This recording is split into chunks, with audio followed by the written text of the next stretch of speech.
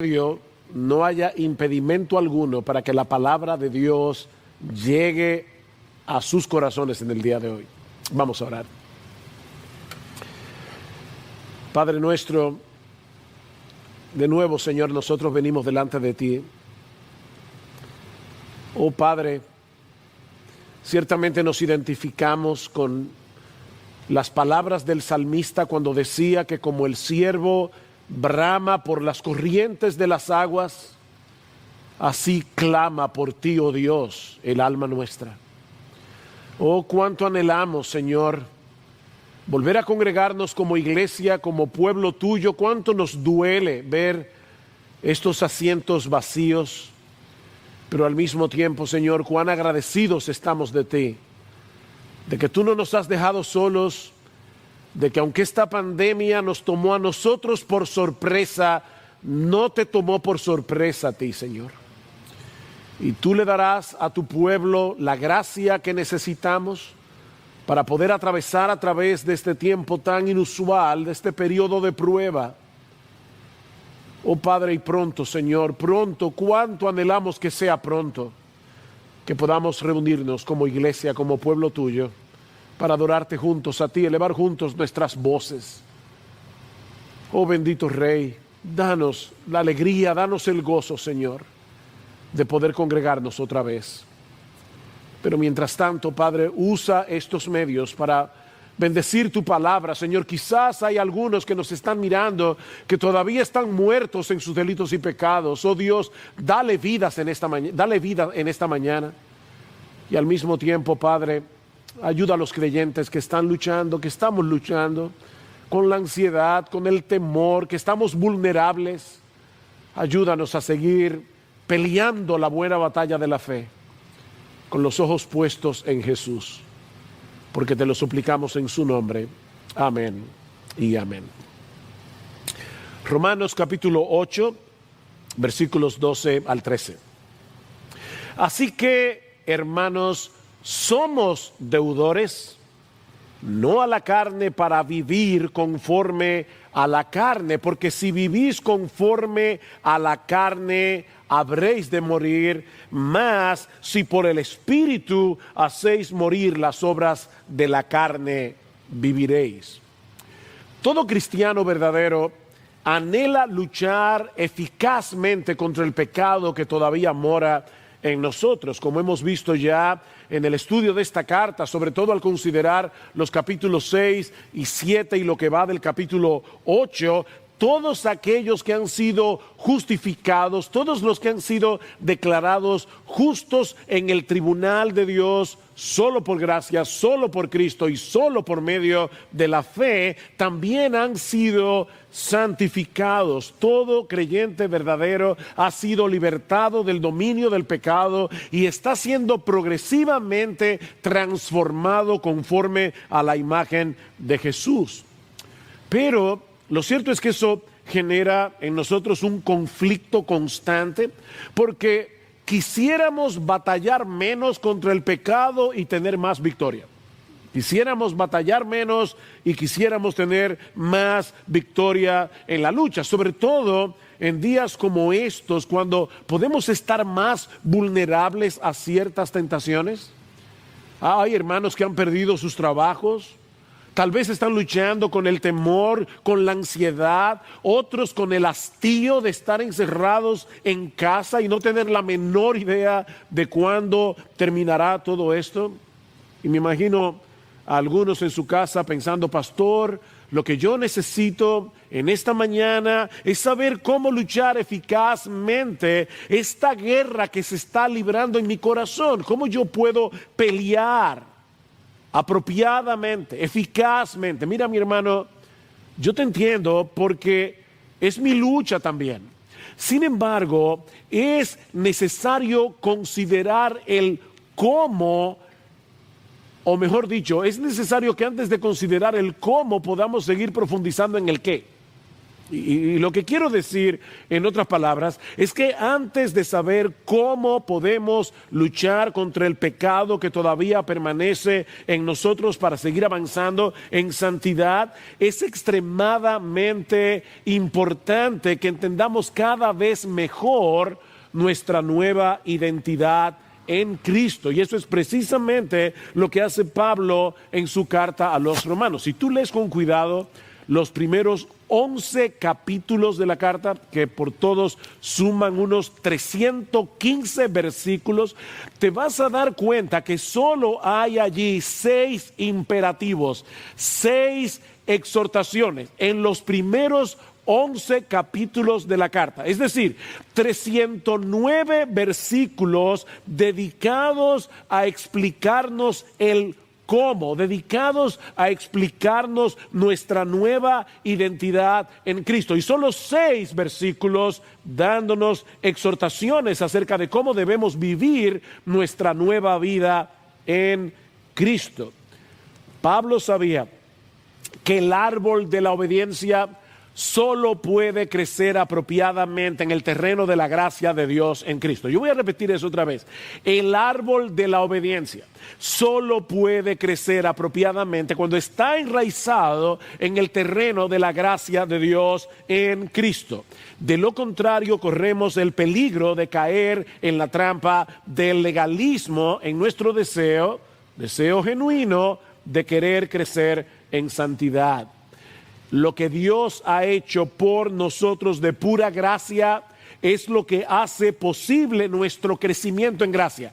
Su obrar viene primero, nuestro obrar viene después. Es por eso que a partir del capítulo 12 de la carta a los Romanos, luego de haber explicado el Evangelio con todo lujo de detalles, encontramos tantas exhortaciones a vivir a la altura de lo que somos como cristianos. Para que tengan una idea, yo les acabo de decir que en los primeros 11 capítulos de la carta solo hay 6 exhortaciones. En el capítulo 2 ya hay 20 exhortaciones, 20 imperativos, y así en el resto de la carta.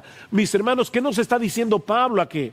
Que debemos conocer primero nuestra nueva identidad en Cristo para que luego podamos vivir en consecuencia. La semana pasada veíamos que todos los cristianos, óyeme bien, todos los cristianos, sin excepción, somos espirituales. No importa si tienen 5 meses en la fe o si tienen 20 años en la fe, todo verdadero cristiano es espiritual en el sentido de que todos hemos sido regenerados por el Espíritu Santo y en todos nosotros ahora mora, ahora habita el Espíritu Santo. Todos los cristianos son templo del Espíritu de Dios, de manera que tenemos nuevos recursos, tenemos nuevas motivaciones que antes no teníamos para obedecer a Dios y seguir creciendo en santidad. No por una motivación legalista, sino por una motivación evangélica. Y eso es precisamente lo que vamos a considerar en esta mañana al estudiar los versículos 12 y 13. Mi plan original era llegar hasta el versículo 17 en la mañana de hoy, pero a medida que avanzaba en la preparación de este mensaje, vino a ser evidente que iba a tener que concentrarme únicamente en estos 2 versículos, de los cuales aprendemos 2 cosas. Podemos derivar 2 enseñanzas. La primera es que los cristianos debemos ser coherentes con la obra que ya Dios hizo a nuestro favor en Cristo. Los cristianos debemos ser coherentes. Nota una vez más cómo comienza el versículo 12.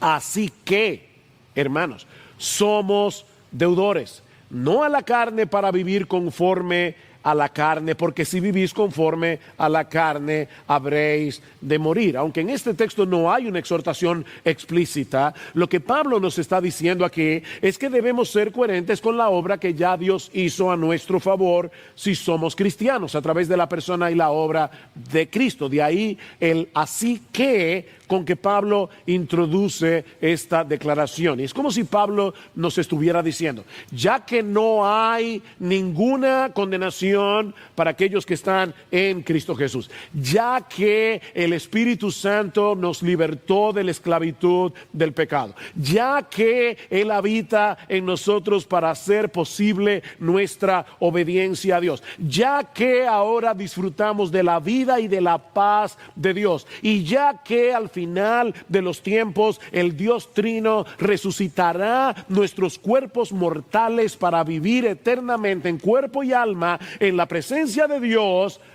Por todo eso, ustedes no tienen deuda alguna con el pecado para vivir como antes vivían cuando estaban en la carne. Nuestra obligación no es con la carne, es con el Espíritu. Esa es básicamente la idea. Así que ustedes no tienen una deuda con la carne, ustedes tienen una obligación con el Espíritu.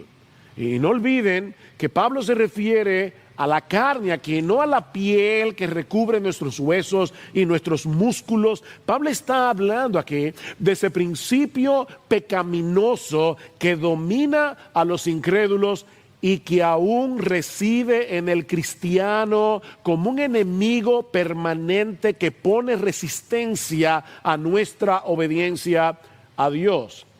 Los cristianos no somos carnales, como hemos visto ya, porque ahora el pecado ya dejó de ser nuestro rey, pero mis hermanos, todavía hay carnalidad en nosotros, una carnalidad con la que tenemos que luchar día tras día. El pecado todavía permanece en nosotros, y no como un volcán desactivado. No. Es como un enemigo que se introduce sigilosamente, astutamente en nuestros deseos y ambiciones con el propósito de llevarnos de nuevo al terreno de la obediencia. Mis hermanos, el pecado es muy astuto como para revelar de entrada sus verdaderas intenciones. Él no nos hace ver que su meta es destruirnos, apartándonos de Dios, que es la fuente de todo bien y de toda bendición. No, el pecado se presenta como alguien que quiere ayudarnos a tener una vida más divertida, una vida más emocionante. Alguien me recomendó recientemente un libro escrito por Jared Wilson con un título sumamente sugestivo. Se titula El Evangelio según Satanás. 8 mentiras acerca de Dios que suenan como si fuera la verdad. Ese es el evangelio de Satanás. Mis hermanos, el diablo tiene su evangelio, que no es otra cosa que una distorsión del verdadero evangelio. No olvides que dice en 2 Corintios capítulo 11 que el diablo se disfraza como un ángel de luz. Pensemos por un momento en un creyente que está siendo tentado a cometer adulterio. Si pudiéramos hacer una lista de los beneficios de engañar a nuestras esposas, según la lógica del diablo, los beneficios del evangelio diabólico. Recuerden que la palabra evangelio es una buena noticia. Bueno, ¿cuál es la buena noticia? La buena noticia, entre comillas, que el diablo le presenta a un creyente para cometer adulterio, según la lógica retorcida de Satanás. Bueno, dice este autor, vivir la emoción de un nuevo romance, conseguir la satisfacción que mi esposa no está dispuesta a concederme o que ya no está interesada en darme, encontrar a alguien que me escuche y que de verdad me entienda, librarme del estrés y del aburrimiento, volver a sentirme atractivo y deseado, sentirme amado. Tal vez esta persona no se arroje de inmediato en los brazos de otra mujer, pero comienza a considerar la posibilidad de un romance, comienza a disfrutar el flirteo. Todavía él no se cree capaz de desobedecer a Dios, él no se cree capaz de romper sus votos matrimoniales, pero poco a poco se va enredando en esta relación hasta que un día se encuentra ya inmerso en una relación adúltera. Y mis hermanos, ningún cristiano es inmune de caer en este pecado o en cualquier otro. Mira el ejemplo de David. A menos que se aplique cada día la lógica del Evangelio para contrarrestar la irracionalidad retorcida del pecado, que muchas veces nos parece más lógica que la lógica de Dios. Y eso es precisamente lo que Pablo nos está llevando a hacer en este pasaje. Él nos está ayudando a pensar correctamente, haciéndonos ver que nosotros somos deudores, pero no a la carne, para vivir conforme a la carne. No tenemos ninguna deuda con el pecado que todavía mora en nosotros. No tenemos una sola razón para hacerle caso. Mi hermano, recuerda lo que el pecado produjo en ti cuando todavía estabas bajo su control, y cómo te hubiera destruido si Dios no hubiera intervenido rescatándote de esa esclavitud. Alguien ha dicho que el pecado está tratando de destruirte desde el día que naciste. El pecado está tratando de destruirte desde el día que naciste. La pregunta es, ¿por qué te vas a unir con las fuerzas del enemigo y pagarle para tu propia destrucción? Eso es lo que Pablo está diciendo. ¿Cómo le vas a pagar al pecado para que siga armándose contra ti y destruirte, cediéndote a los impulsos pecaminosos de tu carne? Si alguna deuda de gratitud tenemos, es con el Dios Trino, que nos atrajo con cuerdas de amor a la cruz del Calvario. Ese Dios que nos unió en Cristo para que su justicia fuera su justicia. Ese Dios que envió la morada del Espíritu, nos hizo morada del Espíritu, para que el pecado no pueda dominarnos a su antojo nunca más. Eso es básicamente lo que Pablo está diciendo. Aquí es el mismo razonamiento que encontramos en el capítulo 6 de Romanos, que estudiamos hace varias semanas atrás. Pablo les dice a los romanos: ¿recuerdan cuando ustedes eran esclavos del pecado? ¿Ustedes recuerdan eso?, pregunta Pablo. ¿Qué fruto teníais de aquellas cosas de las cuales ahora os avergonzáis? Porque el fin de ellas es muerte, dice Pablo. Mas ahora que habéis sido libertados del pecado, ya fuisteis libertados del pecado y hechos siervos de Dios, escuchen bien, tenéis por vuestro fruto la santificación y como fin la vida eterna. ¿Cuál es la meta del pecado? Destruirte. ¿Cuál es la meta de Dios? Darte vida. Porque la paga del pecado es muerte, dice Pablo, mas la dádiva de Dios es vida eterna en Cristo Jesús, Señor nuestro. Debemos ser coherentes con la obra que ya Dios hizo a nuestro favor, si somos cristianos, a través de la persona y de la obra de nuestro bendito Señor y Salvador Jesucristo. En vez de darnos el miserable salario que merecíamos por nuestros pecados, el Señor nos regaló, es una dádiva de Dios, la vida eterna a través de la muerte de su Hijo. Consecuentemente, dice Pablo, ahora tenemos como fruto la santificación y como fin la vida eterna. Esa es la lógica del Evangelio. Y eso nos lleva a nuestro segundo encabezado. Ya que Dios nos salvó para santificarnos y para darnos vida en abundancia, vida en Cristo, el verdadero creyente puede y debe hacer morir las obras de la carne en dependencia del Espíritu Santo. Vean el texto una vez más. Así que, hermanos, somos deudores, no a la carne para vivir conforme a la carne, porque si vivís conforme a la carne habréis de morir. Pero si por el Espíritu hacéis morir las obras de la carne, viviréis.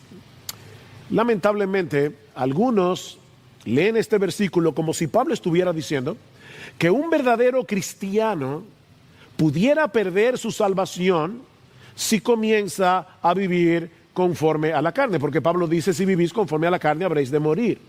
Pero, mis hermanos, eso es totalmente contrario a la enseñanza del resto de las Escrituras. La salvación es por gracia, no es por obras. Y es una salvación segura porque depende de la justicia de Cristo, que es imputada o puesta en nuestra cuenta por medio de la fe. Si la salvación se pierde, entonces a final de cuentas tú tienes que conservarla por tus obras. Entonces la salvación no es por gracia, la salvación es por obras. En el mismo texto que leímos hace un momento en el capítulo 6 de Romanos, Pablo nos dice que la muerte es la paga del pecado. Eso es lo que tú y yo merecimos. Pero la vida eterna no es meritoria. La vida eterna es una dádiva de Dios, dice Pablo, un regalo que Él nos otorga de pura gracia, gratuitamente en Cristo. Sin embargo, si una persona vive controlada por su carne, siguiendo sin freno los deseos y ambiciones de su naturaleza pecaminosa, que no es otra cosa que un deseo de buscar gloria para nosotros y hacer nuestra voluntad, se está engañando a sí misma si cree que es cristiana y va camino al cielo. Eso es lo que Pablo está diciendo. Pero si por medio del Espíritu estás haciendo morir las obras de la carne, estás luchando contra el pecado que todavía permanece en ti, porque deseas agradar a Dios por medio de tu obediencia, por gratitud, por todo lo que Él ha hecho por ti a través de nuestro bendito Señor y Salvador Jesucristo. Eso es un síntoma inequívoco de que estás espiritualmente vivo. John Stott, el comentarista, lo pone de esta manera: hay un estilo de vida que lleva a la muerte y hay un tipo de muerte que lleva a la vida. Hay un estilo de vida que lleva a la muerte eterna. Y hay un tipo de muerte, mortificar, darle muerte al pecado, que lleva a la vida. El cristiano, como dice Pablo en Romanos capítulo 6, versículo 11, es alguien que ha muerto al pecado, pero que está vivo para Dios. De manera que el cristiano se distingue del no cristiano en su práctica constante de darle muerte al pecado que todavía mora en él. Esto no es algo de un momento, es una lucha diaria que no terminará sino hasta el momento de la muerte. Como decía el puritano John Owen, vamos a librarnos de este cuerpo de muerte a través de la muerte del cuerpo.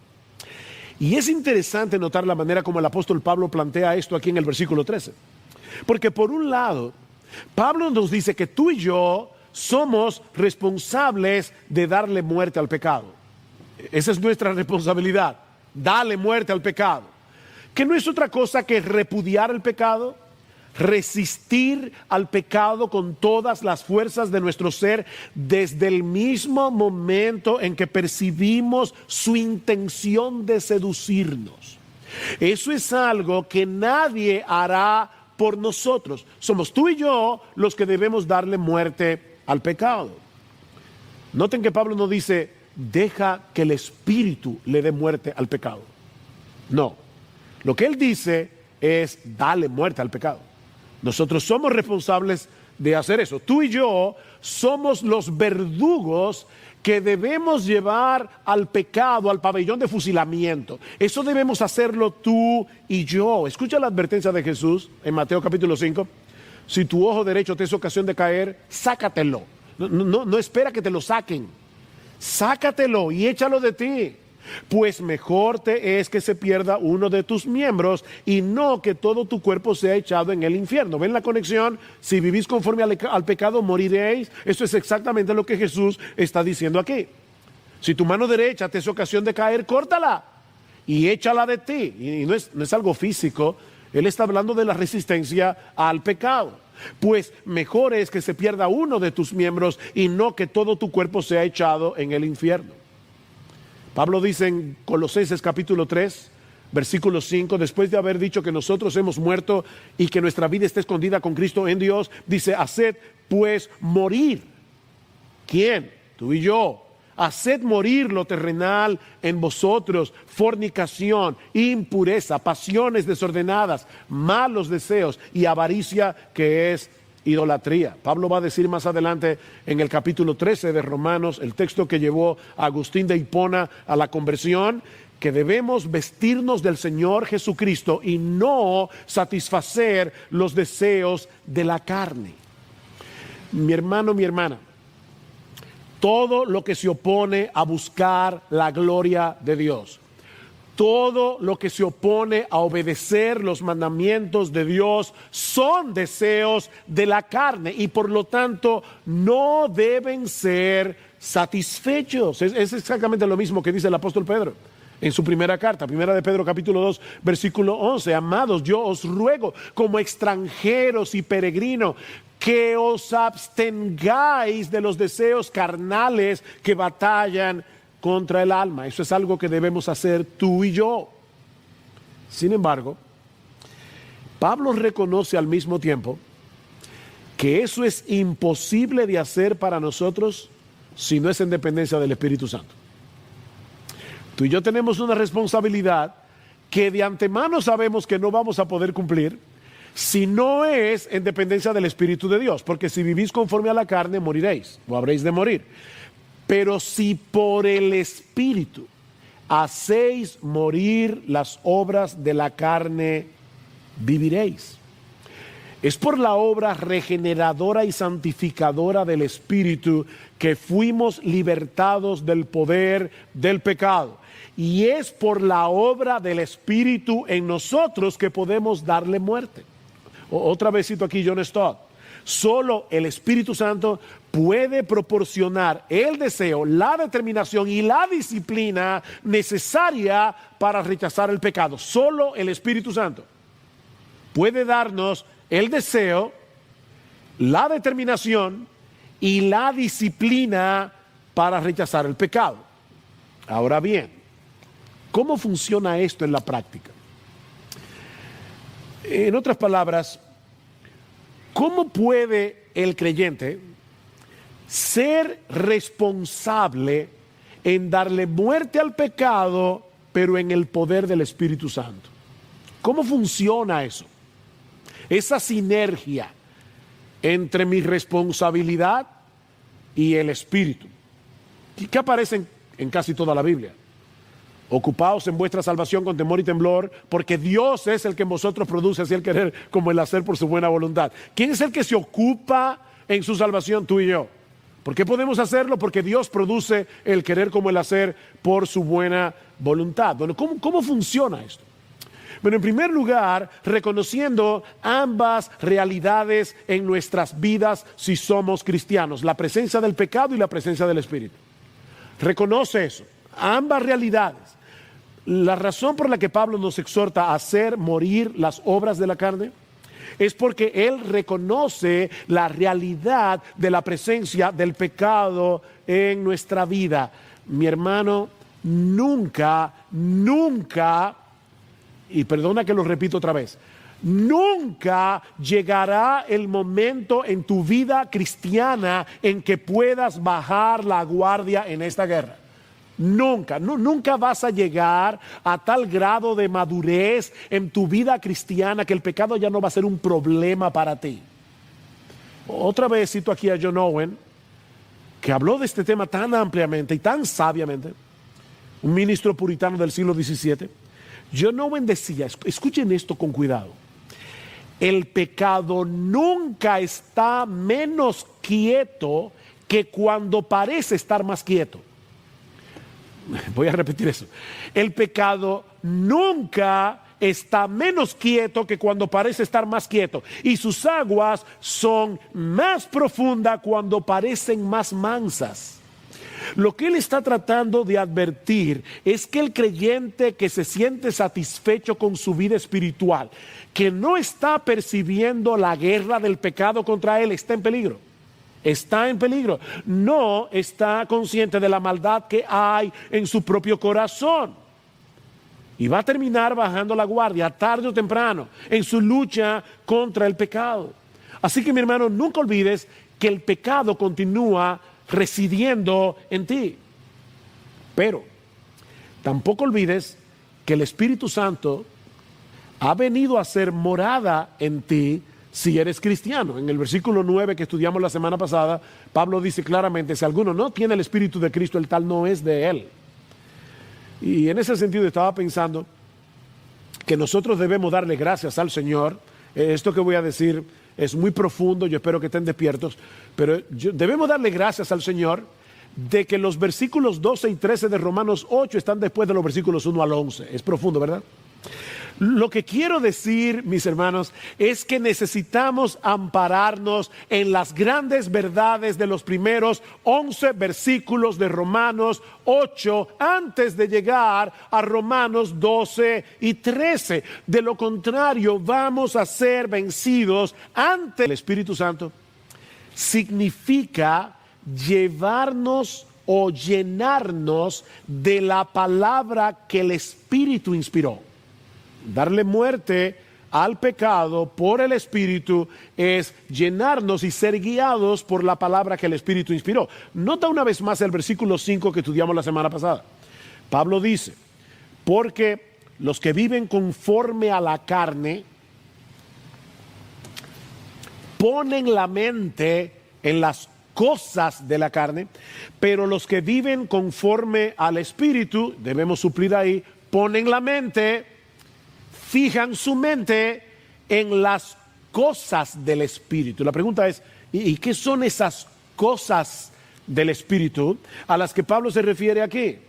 Bueno, por el contexto y por otros pasajes de las Escrituras, Pablo está hablando de la obra de salvación que él está describiendo en este mismo capítulo. En ese sentido, Pablo usa esa misma expresión en el capítulo 2 de 1 Corintios, hablando del plan de salvación que se revela en el Evangelio. Y yo lamento que muchos entienden este texto como si Pablo estuviera hablando del cielo. No, yo creo que Pablo está hablando de la revelación de Dios. Pablo dice, citando Isaías capítulo 64, versículo 4, cosas que ojo no vio, ahí está la palabra cosas otra vez, cosas que ojo no vio, ni oído oyó, ni han subido en corazón de hombre, son las que Dios ha preparado en el plan de redención para los que le aman.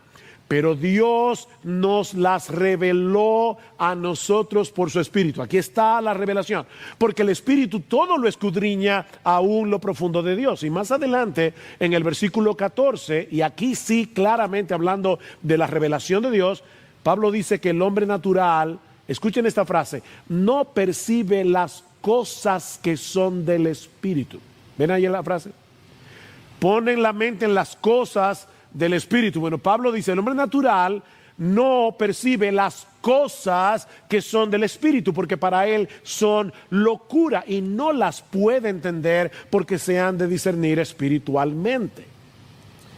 Bueno, cuando Pablo dice, pon tu mente en las cosas del Espíritu, lo que Pablo nos está diciendo es, recuerda constantemente lo que Dios te ha revelado en su palabra acerca de la salvación en Cristo. Recuerda constantemente las bendiciones que Él te ha dado de pura gracia para que puedas matar ese pecado que procura impedirte disfrutar de esas bendiciones.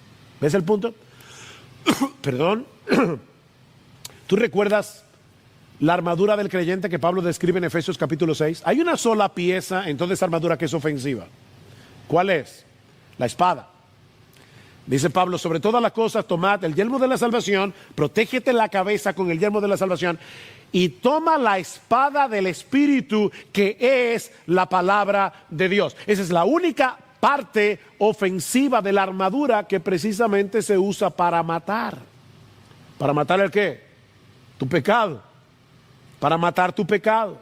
De manera que si tú quieres matar el pecado que mora en ti en dependencia del Espíritu Santo, debes usar la espada del Espíritu que es la palabra de Dios. ¿Sabes por qué? Porque solo la palabra puede penetrar en los rincones más oscuros de nuestras almas para desenmascarar el pecado que se esconde detrás de nuestras ambiciones, detrás de nuestros deseos, detrás de nuestras aspiraciones. Sin el espejo de la palabra de Dios, sin la luz de la palabra de Dios, no vas a poder meterte en los escondrijos de tu alma y el pecado seguirá oculto. ¿Cómo vas a poder matar un enemigo que no ves? Dice el autor de la carta a los Hebreos que la palabra de Dios es viva y eficaz. ¿Y qué hace la palabra? Es más cortante que toda espada de dos filos y penetra hasta partir el alma y el espíritu, las coyunturas y los tuétanos. Y ahora escucha esta frase: y discierne los pensamientos y las intenciones del corazón. Nosotros tenemos una terrible tendencia a engañarnos a nosotros mismos, pero la palabra de Dios descubre, pone al descubierto las intenciones del corazón. Solo la Biblia puede hacer eso. Así que debes dejar que esa palabra viva te escudriñe. Debes dejar que esa palabra viva revele tu pecado. Pero al mismo tiempo, debes apropiarte por la fe de esa palabra inspirada por el Espíritu para poder vencer al pecado en dependencia del Espíritu. Mira, mi hermano, no trates de matar la carne en la carne. Déjame repetir eso de nuevo. No cometas el error, y se puede hacer eso, tratar de matar la carne en la carne. Alguien lo puso de esta manera: no trates de luchar con el pecado predicándote mini sermones de la ley, que es lo que hacen muchos creyentes. Si hago esto, Dios me va a castigar. Es un mini sermón de la ley. O al final voy a sentirme avergonzado. O eso va contra mis principios cristianos. O no voy a soportarme después verme al espejo. Mini sermones de la ley. Mis hermanos, ese era el problema de los Gálatas. El problema de los Gálatas, que estaban haciendo caso, estaban haciendo oído a falsos maestros que querían hacerles creer que ahora debían depender de la ley para crecer en santidad. Y escuchen cómo Pablo los amonesta: oh Gálatas insensatos. Y como citaba hace mucho en un sermón anterior, de una paráfrasis de alguien que decía: oh mis queridos imbéciles de Galacia. Básicamente lo que Pablo está diciendo: ¿quién os fascinó? Y la palabra ahí es embrujar. ¿Quién nos embrujó para no obedecer a la verdad? A vosotros, ante cuyos ojos Jesucristo ya fue presentado claramente entre vosotros como crucificado. ¿Ven el Evangelio? ¿Ven el Evangelio otra vez? Que nos fue revelado por medio de los apóstoles en la Biblia. Esto solo quiero saber de vosotros: ¿recibisteis el Espíritu por las obras de la ley o por el oír con fe? Tan necios sois que, habiendo comenzado por el Espíritu, ahora vais a acabar por la carne. ¿Y qué significa eso? Bueno, acabar por la carne en este contexto es volver a depender de la ley para ser santificado. Todo aquel que pretende alcanzar el favor de Dios a través de su propio esfuerzo por obedecer la ley se está conduciendo según la carne. Eso es lo que Pablo está diciendo aquí. Y ahora escuchen el versículo 5. ¿Tantas cosas habéis padecido en vano, si es que realmente fue en vano? Aquel pues que os suministra, noten que no dice suministró, es presente. Aquel que os suministra el Espíritu y hace maravillas entre vosotros, ¿lo hace por las obras de la ley o por el oír con fe? Bueno, la respuesta que Pablo espera de sus lectores es muy obvia. Dios nos suministra el Espíritu, Dios hace maravillas entre nosotros, no por las obras de la ley, sino por el oír con fe. Así que no se trata únicamente de leer la Biblia, se trata de apropiarte de ella por la fe. El diablo se vale de la mentira para llevarnos al pecado, pero Dios nos ha provisto de la verdad de su palabra para que podamos exponer la mentira del pecado y darle muerte. Esa es la espada del Espíritu. Seguramente muchos creyentes estamos luchando con el temor, con la desesperanza en estos días? ¿Qué pasa si me quedo sin trabajo? ¿Qué pasa si uno de los míos se enferma del COVID? ¿Qué pasa si esta cuarentena se prolonga y yo acabe perdiendo la paciencia y comportándome de una manera que maltrate a mi familia y que sea de un mal testimonio para el Evangelio? Son temores que vienen a nuestras almas en momentos como estos. Bueno, mi hermano, lo que te estoy diciendo es, aférrate a la palabra de Dios, de lo que nosotros sabemos de las Escrituras. Nosotros sabemos que las misericordias del Señor jamás terminan. Eso no depende de cómo tú te sientas. Eso depende de la fidelidad de Dios. Las misericordias del Señor jamás terminan, pues nunca fallan sus bondades. Nuevas son cada mañana. No importa cuánto dure esta cuarentena, no importa cuánto dure esta pandemia, las misericordias del Señor seguirán renovándose cada mañana, porque grande es su fidelidad. Nosotros sabemos que si bien somos débiles, nos cansamos, perdemos a veces el deseo de levantarnos por la mañana, nuestro Dios no desfallece ni se fatiga con cansancio. Él da esfuerzo al cansado, Él multiplica las fuerzas del que no tiene ninguna. Si ahora yo te pregunto, ¿tú crees eso? ¿Tú crees eso? Porque es por medio de la fe en lo que Dios nos ha dicho en su palabra que el Espíritu Santo obra en nosotros. El Espíritu Santo no anula tu capacidad de razonar.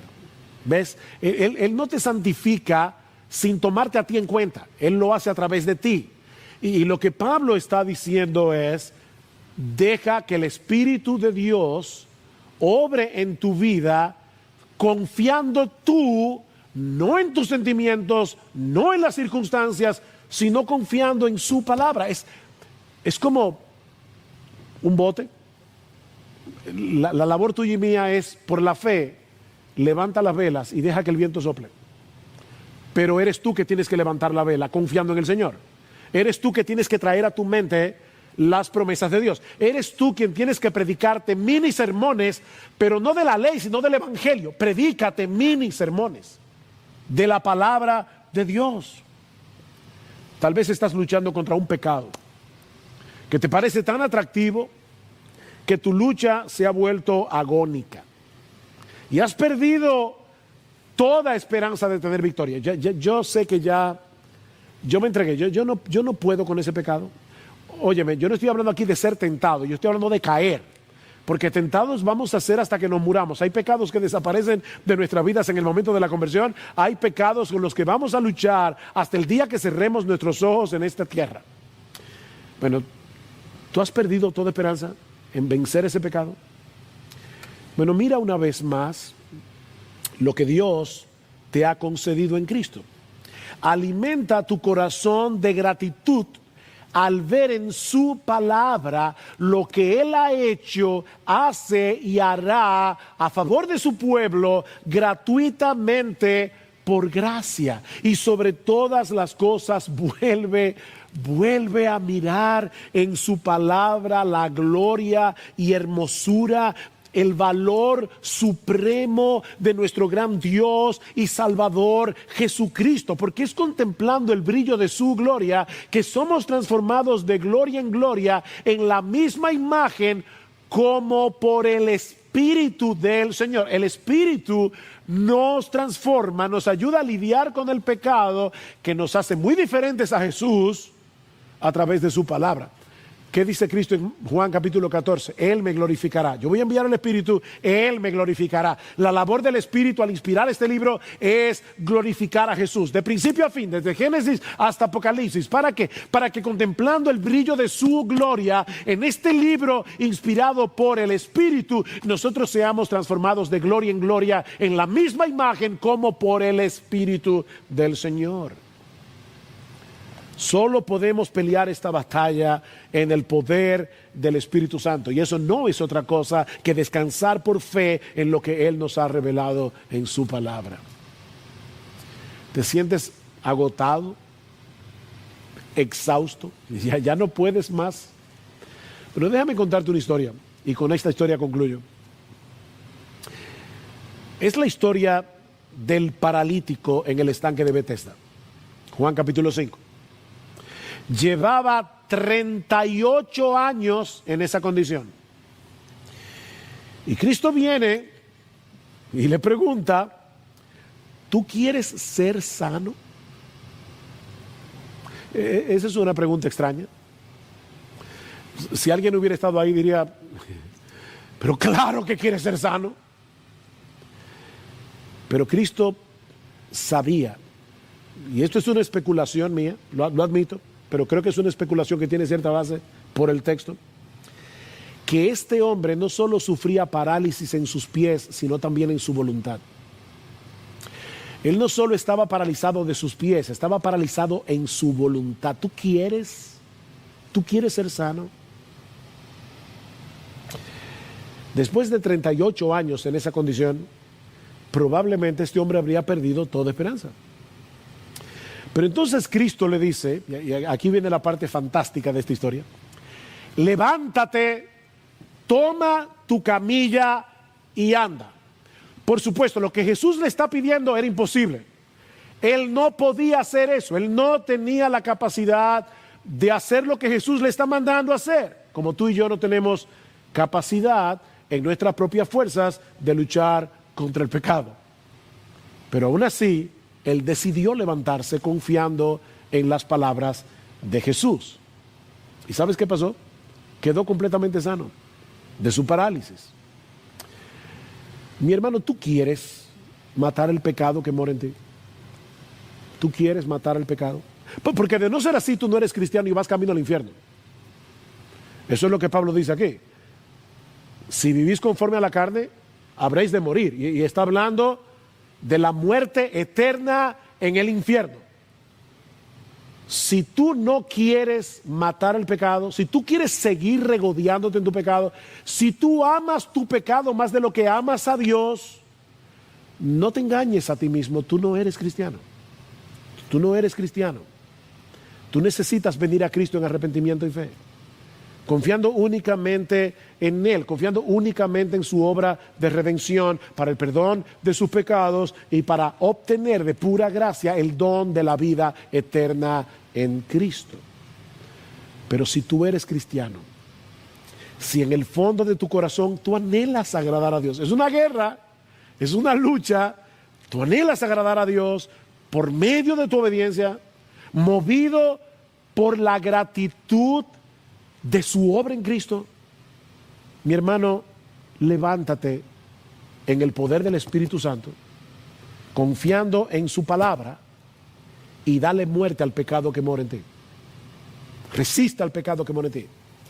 Y cuando seas vencido por alguna tentación, porque vas a ser vencido, vuelve al trono de la gracia y arrepiéntete de haber ofendido a tu Señor. No es que perdiste la salvación y ahora la estás ganando de nuevo. No, tú eres el hijo que ha ofendido a su padre y vienes a Él a renovar tu relación de amor con Él. Vuelve al trono de la gracia, arrepiéntete de haber ofendido a tu Señor, confiando en que si confesamos nuestros pecados, Él es fiel y justo para perdonar nuestros pecados y limpiarnos de toda maldad. Y vuelve al campo de batalla para seguir peleando, sabiendo que estamos del lado del vencedor y que algún día esta guerra terminará para siempre cuando estemos en la bendita presencia de nuestro Dios, contemplando y deleitándonos en su gloria por los siglos de los siglos. Toma de nuevo la espada del Espíritu, que es la palabra de Dios, vuelve al campo de batalla y sigue peleando día tras día. Y ahora concluyo con una de las bendiciones más hermosas, de las doxologías más hermosas que encontramos en la Escritura. Judas capítulo, el único capítulo que tiene los versículos 24 y 25. Y aquel que es poderoso para guardaros sin caída y presentaros sin mancha delante de su gloria con gran alegría. Al único y sabio Dios, nuestro Salvador, sea gloria y majestad, imperio y potencia, ahora y por los siglos de los siglos. Amén.